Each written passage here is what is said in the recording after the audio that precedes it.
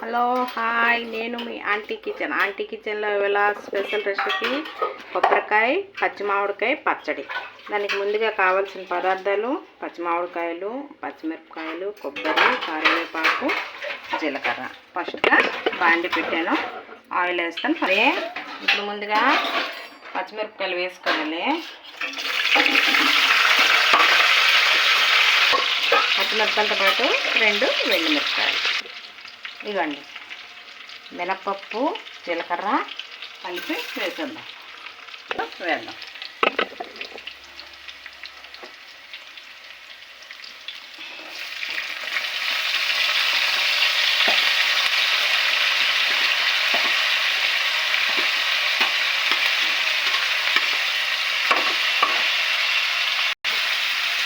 మామిడికాయ ముక్కలను, పచ్చిమిరపకాయలు, కరివేపాకు బాగా వేగిపోతుంది. ఇప్పుడు ఈ వెల్లుల్లి రబ్బలు వేసేద్దాం. ఈ కొబ్బరి కూడా వేసేద్దాం. వేసి లైట్గా వేపాలి. దీనికి చింతపండు ఏమీ అవసరం పడదండి. వెల్లుల్లి రబ్బలు అన్నీ వేసాం, వేగిపోయిందండి లైట్గా. సరే ఆపేద్దాం. మామిడికాయ వేసాం కదా పచ్చిది, దానికి 2 ఎండుమిరపకాయలు వేస్తేనే టేస్ట్ అండి. స్టవ్ ఆర్చి మిక్సీ పెట్టేద్దాం.